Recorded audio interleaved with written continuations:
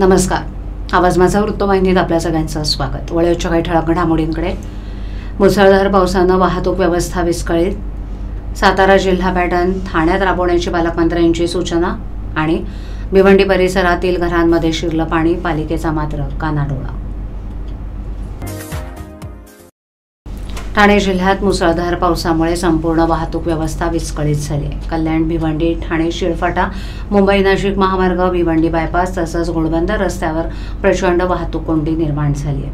वसई इथे पावसामुळे आणि पाणी साचल्यानं तसंच रस्त्यांवर मोठमोठे खड्डे पडल्यानं गुजरातकडे जाणारी वाहतूक संथ गतीनं सुरू आहे. या परिस्थितीमुळे ठाणे घोडबंदर मार्गावरील फाउंटनपासून गायमुख घाटापर्यंत ताण निर्माण झालाय. ठाणे घोडबंदर रस्त्यावर दोन्ही बाजूनी वाहतूक सुरू असली तरी ती अत्यंत धीम्या गतीनं सुरू आहे. ठाणे जिल्ह्यातील नागरिकांना उत्तम आणि दर्जेदार आरोग्य सेवा पुरवण्याबरोबरच बालकांच्या कलागुणांना वाव मिळावा तसंच उच्च दर्जाचं शिक्षण मिळावं यासाठी आरोग्याचा आणि शिक्षणाचा सातारा जिल्हा पॅटर्न ठाणे जिल्ह्यात राबवण्यात यावा अशा सूचना पालकमंत्री शंभूराज देसाई यांनी दिल्या आहेत.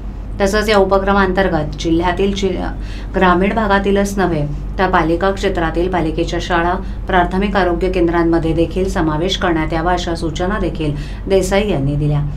यावेळेला राज्याचे सार्वजनिक बांधकाम मंत्री रवींद्र चव्हाण यांच्यासह जिल्ह्यातील खासदार, आमदार आणि निमंत्रित सदस्यांची उपस्थिती होती. ठाणे जिल्हाधिकारी अशोक शिंगारे यांनी 2024-25च्या वार्षिक 938 कोटींचा अंतिम नियत व्यय मंजूर झाल्याची माहिती दिली. यावेळेला 30% निधी प्राप्त झाल्याचं त्यांनी सांगितलं. त्यावर पालकमंत्री शंभूराज देसाई यांनी सांगितलं की ठाणे जिल्ह्यातील 30% निधी प्राप्त झाला असला तरी उर्वरित संपूर्ण निधी प्राप्त होईल, त्यात एकही रुपया कट होणार नाही असं आश्वासन दिलंय. तसंच मुख्यमंत्री एकनाथ शिंदे यांच्या निर्देशानुसार जो काही नियत व्यय शिक्षण आणि आरोग्याच्या विभागाचा सगळा स्मार्ट प्राथमिक आरोग्य केंद्र आणि मॉडेल मराठी शाळा यांच्यासाठी देण्यात आला असल्याचंही देसाई यांनी सांगितलं. त्यानुसार ठाणे जिल्ह्यात देखील हा निधी शिक्षण आणि आरोग्यासाठी खर्च करण्याच्या सूचना दिल्यात. ठाणे जिल्ह्यातील 33 प्राथमिक आरोग्य केंद्रांपैकी जिल्ह्यातील 14 प्राथमिक आरोग्य केंद्रांचा तर प्राथमिक विभागाच्या 13 शाळा मॉडेल शाळा या उपक्रमांतर्गत निवड करण्यात आली आहे अशी माहिती जिल्हाधिकारी अशोक शिंगारे यांनी दिली. दरम्यान पालिका क्षेत्रातील महानगरपालिकेच्या शाळा, नगरपालिकेच्या शाळा आणि आरोग्य केंद्र हे स्मार्ट आरोग्य केंद्र आणि मॉडेल शाळा उपक्रम राबवण्याचे निर्देश देखील पालकमंत्री शंभूराज देसाई यांनी दिलेत. गेल्या वेळी मी सांगितलं होतं तसं पूर्ण आरोग्य विभागाचा निधी जिल्ह्यामध्ये जेवढा उपलब्ध आहे तेवढा आणि शिक्षण विभागाचा निधी हा आपण स्मार्ट प्राथमिक आरोग्य केंद्र आणि मॉडेल मराठी शाळा या 2 योजनांवरती शिक्षण विभागाचा आणि आरोग्य विभागाचा निधी खर्च करण्याचा सर्वानुमते आज निर्णय झाला. माननीय मुख्यमंत्री एकनाथजी शिंदे साहेबांनी एक अत्यंत चांगलं मॉडेल हे आमच्या सातारा जिल्ह्यासाठी स्मार्ट प्राथमिक आरोग्य केंद्राचं आणि मॉडेल इंग्लिश मीडियम स्कूलचं अप्रूव्ह केलेलं आहे. मी जिल्हाधिकारी ठाण्याला सांगितलेलं आहे की जे माननीय मुख्यमंत्री महोदयांनी अप्रूव्ह केलेलं आहे ते तुम्ही बघा आणि यावर्षी आपण ठाणे जिल्ह्यात सुद्धा ते मॉडेल राबवून प्राथमिक आरोग्य केंद्र, महापालिकांचे दवाखाने, आपला दवाखाना आणि महापालिकेच्या आणि जिल्हा परिषदेच्या अंतर्गत असणाऱ्या मराठी शाळा या अत्याधुनिक करण्याचं एक चांगला कार्यक्रम हातात घेतलेला आहे.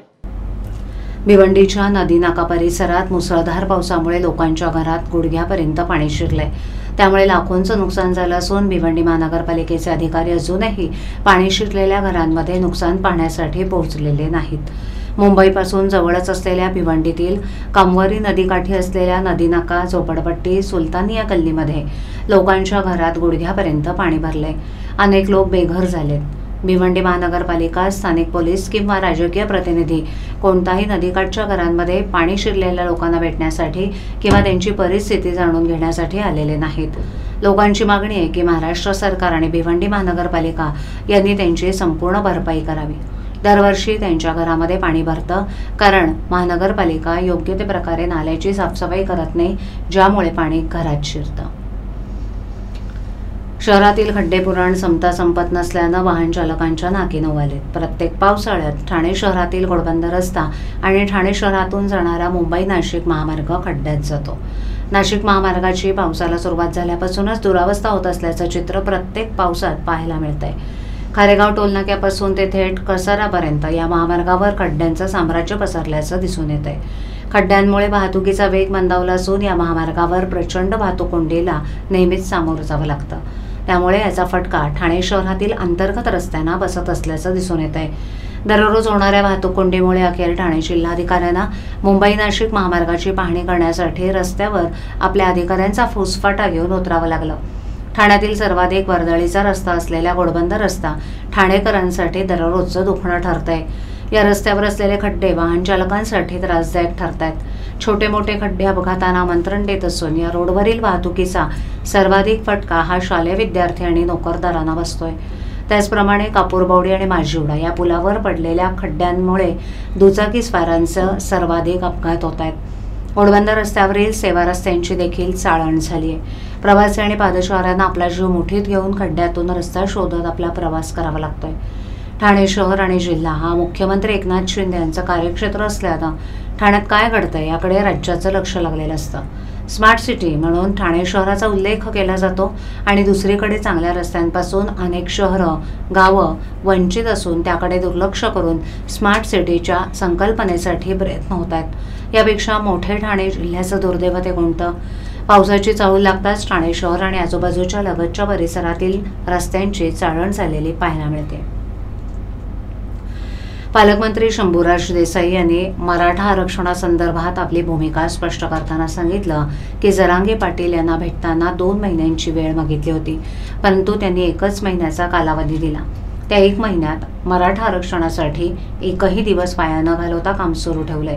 देसाई यांनी सांगितलं की जरांगे पाटील यांनी मांडलेल्या 2-3 महत्त्वाच्या गोष्टींमध्ये सगळे सोयऱ्यांची अंमलबजावणी आणि हैदराबाद गॅझेटचा समावेश आहे। मागील 4 दिवसात मुख्यमंत्री एकनाथ शिंदे यांनी याबाबत सर्वपक्षीय बैठक घेतली, परंतु महाविकास आघाडीनं बैठकीवर बहिष्कार टाकला। त्यांनी सांगितलं की हैदराबाद गॅझेट लागू करण्यासाठी 11 अधिकाऱ्यांची टीम तेलंगणा सरकारकडे गेली होती आणि कालच ती परतली आहे। सोमवारपासून या टीमसोबत चर्चा होईल। शंभूराज देसाई यांनी सांगितलं की 8 लाखांपेक्षा जास्त ऑब्जेक्शन्स आलेले असून कायदेशीर पद्धतीनं त्याची छाननी सुरू आहे। त्यांनी मनोज दादांना संयम बाळगण्याची विनंती केली। मुख्यमंत्री एकनाथ शिंदे यांनी दिलेल्या आदेशानुसार मराठा आरक्षणासाठी एकही दिवस वाया न घालवता काम सुरू ठेवलं आहे। मुंब्रा बायपास रस्त्यावर झालेल्या अपघातात 3 जण गंभीररित्या जखमी झालेत। मिळालेल्या माहितीनुसार मुसळधार पावसादरम्यान एका कारला एका ट्रकनं धडक दिली। या धडकेमुळे कार अनियंत्रित होऊन रस्त्याच्या कडेला खड्ड्यात जाऊन पडली। धडकेची तीव्रता इतकी जास्त होती की कारमधील प्रवासी दरवाजाची काच तुटून बाहेर फेकले गेले। या अपघातात 2 प्रवासी गंभीर जखमी झाले असून कार चालकही जखमी झालाय। चालकाचं नाव आवेश अल्ताफ मर्चंट असल्याची माहिती मिळाली आहे। जखमी झालेल्या 2 प्रवाशांची नावं अल्तमश आणि साजिद अशी आहेत। तिघांनाही तातडीनं रुग्णालयात दाखल करण्यात आले। घटनास्थळी वाहतूक विभागाचे कर्मचारी पोहोचलेत। आवाज माझावरील एखादी बातमी पाहिजे राहून गेली असल्यास यूट्यूबवर ती तुम्ही पाहू शकता, तर मग नक्की सबस्क्राईब करा आवाज माझा। आजच्या ठळक घडामोडी शेवटी पुन्हा एकदा, मुसळधार पावसानं वाहतूक व्यवस्था विस्कळीत, सातारा जिल्हा पॅटर्न ठाण्यात राबवण्याची पालकमंत्र्यांची सूचना आणि भिवंडी परिसरातील घरांमध्ये शिरलं पाणी, पालिकेचा मात्र कानाडोळा। आपल्या विभागातील काही सूचना अथवा समस्या असल्यास त्या आमच्यापर्यंत जरूर पोहोचवा। आम्ही तुमचा आवाज नागरिकांपर्यंत नक्की पोहोचवू। आम्हाला संपर्क करण्यासाठी आमचा पत्ता आवाज माझा 103 साई आदर्श नगर कोलपाट रोड ठाणे पश्चिम। आमचा दूरध्वनी क्रमांक 7666213141। आमचा ईमेल ID awazmaza.tvnews@gmail.com। तर पुन्हा भेटू याच वेळी याच ठिकाणी काही नवीन घडामोडींसह आवाज माझा वृत्तवाहिनी। तोपर्यंत नमस्कार।